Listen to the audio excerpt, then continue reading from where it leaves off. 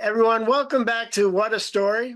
I have a friend from my West Coast days, Buck Moody, and Buck has a story that is hilarious. Buck, introduce yourself. What do you do? Hi, DJ. Yeah, my name is Buck Moody. I'm originally from London in England. I've started doing stand-up comedy in 2005, moved to Vancouver in 2009, where I met DJ on the Vancouver comedy circuit. And after 8 years on the Vancouver comedy circuit, that it managed to kill all of my enjoyment in stand-up. So I came to Toronto to try and rekindle my love, but it's been kind of sporadic since then. And then weed was legalized as well, so that doesn't help. I do a lot of sitting at home and contemplating and staring into mid space these days. Yeah. And yeah, so sometimes trying to think of new stories as well. So yeah, in back before I did comedy, when I was in my 20s, I trained and worked as a sound engineer, and could name drop till the cows come home of celebrities I've had drugs with. So maybe we'll do that. Maybe we'll do that one day. Yes, There we is a will. story about how I managed to get a song on an album by a band called Alabama 3, which is a good song. So we can maybe save that for another time. Yes, we'll save that for another time. But today, what's your story? Yeah. So nowadays, it's not uncommon to hear people say that's political correctness gone mad.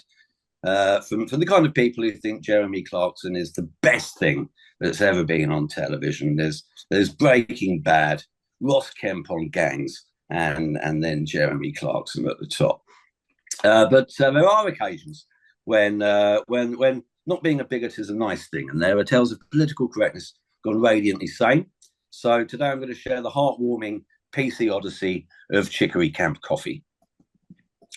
In the year of our Lord, 1876, the good people of Scotland decided that their contribution to world cuisine was insufficiently disgusting, and thus they invented Chicory Camp coffee. Chicory Camp coffee is vile. It is the effluent from Satan's bottom. This watered-down coffee substitute doesn't even include caffeine. It is a Presbyterian, puritanical nightmare for Scots and Cub Scouts alike. It is the very definition of hell. So Chicory Camp coffee was originally invented to supply Earl Kitchener's troops in the Raj and Afghanistan with all the homely comforts they were missing from Britain. And this is the tale of the evolution of their mascot. Since its ill-initiated inception, Chicory Camp coffee has illustrated its survivalist prowess with a picture of the famous Gordon Highlander, Sir Hector Archibald MacDonald, also known as Fighting Mac. Fighting Mac has appeared on the front of every bottle of Chicory Camp coffee, always accompanied by a Sikh pal. The picture on the bottle showed Fighting Mac sitting down with the Sikh chap stood beside him, holding a tray with more cups of Chicory Camp coffee. Fighting Mac couldn't get enough Chicory Camp coffee. That's how hard Fighting Mac was.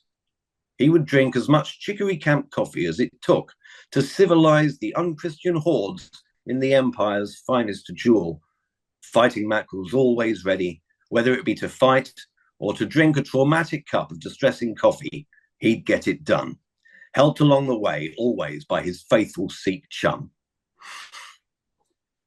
Then, in 17 something, the marketing executives of the Chicory Camp Coffee Corporation took a fresh look at the branding of their somehow still selling enough to still be around product and decided it was archaic and perhaps a little bit racist.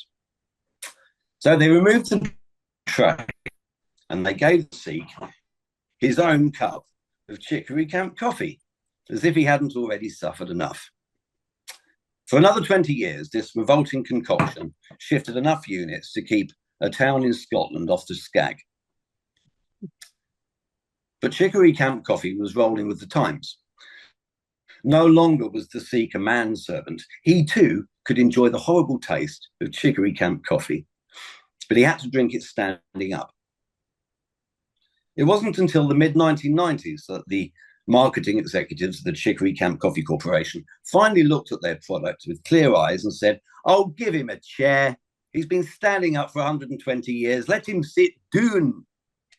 So nowadays, Fighting Mac is seated alongside his Sikh pal, who has finally achieved parity with his former tyrant and overlord. No longer forced to endure servitude in an outdated imperial model, Fighting Mac's Sikh chum is finally his equal, free to enjoy the abominable experience of a cup of Chicory Camp coffee and a nice sit down. We had the largest empire the world has ever known, an empire on which the sun could never set. And with all of these resources at our disposal, having met and suppressed all manner of cultures, what did we do? We made Chicory Camp coffee. When Mahatma Gandhi landed in England, he was asked what he thought of British culture. And he said, "I think it's a good idea." And that's how we know that Gandhi also had a cup of Chicory Camp coffee. All right, Buck, that was awesome. Always funny. Always loving it. So where would people find you? I'm an old git now. I'm just on Facebook, and I don't think my old Love Journal account's active anymore. But that's it for the socials. I will share it and hook you up. All right, Buck. Well, it's always a pleasure to see you. I will see you around Toronto, the Story Slams, and yeah, dude, you stay safe. All right. Cheers, brother. Cheers. Talk to you later.